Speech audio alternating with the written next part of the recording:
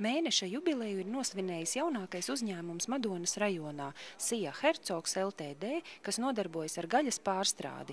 Hipotēku bankas atbalstītais biznesa plāns mazajiem uzņēmējiem ļāvis veikt remontdarbus ražotnē, iekārtoties atbilstoši pārtikas un veterinārā dienesta prasībām un uzsākt darbu, kūpināt cūgaļu, vistas, kā arī gatavot dažādu veidu desas. Uzņēmuma komercdirektors Jānis Kļaviņš ir priecīgs, jo kredītu izdevies nokārtot vēl pirms krīzes iestāšanās.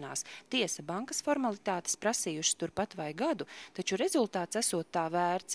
Lolotais sapnis par savu gaļas pārstrādes uzņēmumu ir īstenojies. Turklāt līdz pat ražošanas uzsākšanai banka kredīta apmaksu ļāvusi vēl neuzsākt. Pirmais maksājums veicams aprīlī. Nodibinājām firmiņu un tad pateicoties Hipotēku un Zemes bankai dabūjām kredītiņu. Viņi noticēja mums, ka mēs varam ražot un kūpināt, un ka tas produktam viņa noticēja.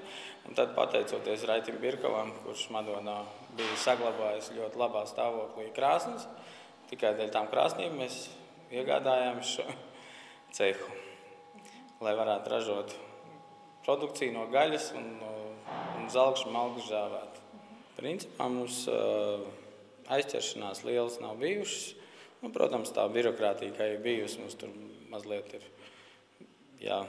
tik ātri neviešķīr tās naudiņas un tā, bet, tas bija viss mūsu rokās, bet diezgan fiksi nebija. Tas mums prasīja, lai mēs izremontētu un visu darītu, mums praktiski prasīja tas gadu, jo mums pēc gada mēs praktiski esam atvēruši. 28. februārī mēs atvērām vaļu. Jānis lielos gaļas pārstrādes kombinātus par saviem konkurentiem neuzskata un ir pārliecināts, ka maza uzņēmuma panākuma atslēga rodama produkcijas kvalitātē un īpašajā smeķī, kas rodams gatavojot kūpinājumas augšņa malkas kurinātā krāsnī no vietējo zemnieku audzētām cūkām, neizmantojot lielražotāju tehnoloģijas.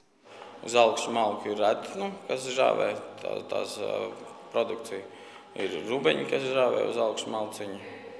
Un pārējie lielie koncerni jau viņi ražo uz elektrību, gāzi, žāvē.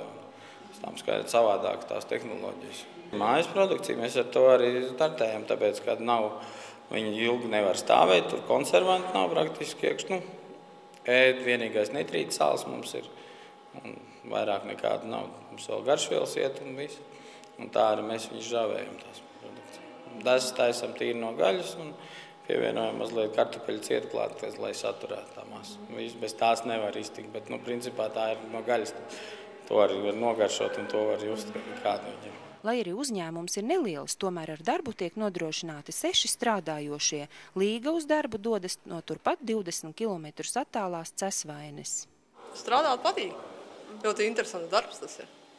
Desas jātaisa, zarnās jāliek un masa jājauc, jāatkolo. Nauda jāpilna kaut kā. Labi, ka tādi cilvēki, kas atklāja tādas firmas un ir kur strādāt. Lai uzņēmums spētu attīstīties, dienā vajadzētu pārstrādāt ap tonu gaļas un rast stabilas produkcijas noieta vietas, ko uzņēmuma vadītāji plāno izveidot ne tikai Madonā, bet arī apkārtējo rajonu centros.